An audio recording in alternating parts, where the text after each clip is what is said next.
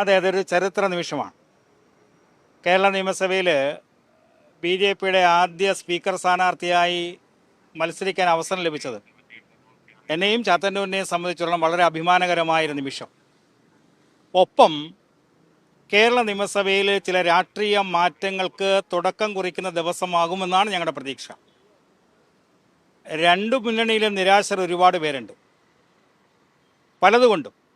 ഒരു ഭാഗത്ത് മുഖ്യമന്ത്രി സ്ഥാനത്തെക്കുറിച്ചുള്ള തർക്കം, മറുഭാഗത്ത് പ്രതിപക്ഷ നേതാവിനെ തിരഞ്ഞെടുത്തതുമായി ബന്ധപ്പെട്ട അഭിപ്രായ വ്യത്യാസം, ഒപ്പം ഏറ്റവും പരിണിതപ്രജ്ഞനായ ശ്രീ G. സുധാകരനെ പോലുള്ള മറ്റു 3 പേർ.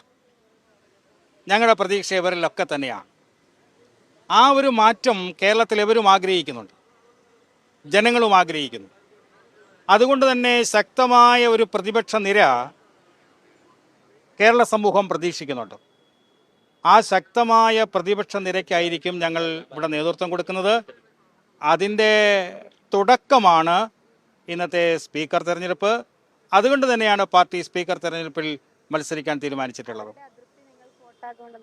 അതെ, ഞങ്ങൾക്ക് ആ പ്രതീക്ഷയുണ്ട്. ദേശീയ തലത്തിൽ എവിടെയും അങ്ങനെ തന്നെയാണ്. രണ്ട് ഭാഗത്തെയും ഒക്കെ അസംതൃപ്തി BJPക്ക് അനുകൂലമായി മാറുന്നു. കാരണം അവർക്ക് പ്രതീക്ഷ BJPയിലാണ്.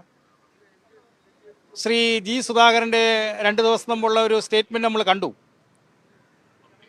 അതൊക്കെ പ്രതീക്ഷ നൽകുന്നതാണ് BJPയെ സംബന്ധിച്ചോളം. കേരളത്തിൽ ഈ തെരഞ്ഞെടുപ്പ് 3 MLAമാർ സ്പീക്കർ സ്ഥാനത്തേക്ക് മത്സരിക്കുന്നു. നിർണായകമായ ഒരു വഴിത്തിരിവിലേക്ക് കേരളം മാറുന്നു എന്ന സൂചന തന്നെയാണ് ഞങ്ങൾക്കുള്ളത്. ആ പ്രതീക്ഷയാണ് ഞങ്ങൾക്കുള്ളത്. കാരണം അത്രയധികം അസംതൃപ്തി അവർക്ക് 2 കൂട്ടർക്കുമുണ്ട്. ഒരു മാറ്റം അവരും ആഗ്രഹിക്കുന്നു.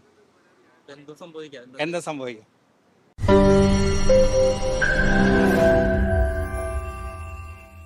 ലോകത്തെവിടെയായാലും ഏത് സമയത്തും 24 വാർത്തകളും ഓഗ്മെന്റഡ് റിയാലിറ്റി പാക്കേജുകളും എക്സ്പ്ലെയിനറുകളും വിശദമായി കാണാൻ ഞങ്ങളുടെ YouTube ചാനൽ നിങ്ങൾക്ക് സബ്സ്ക്രൈബ് ചെയ്യാം.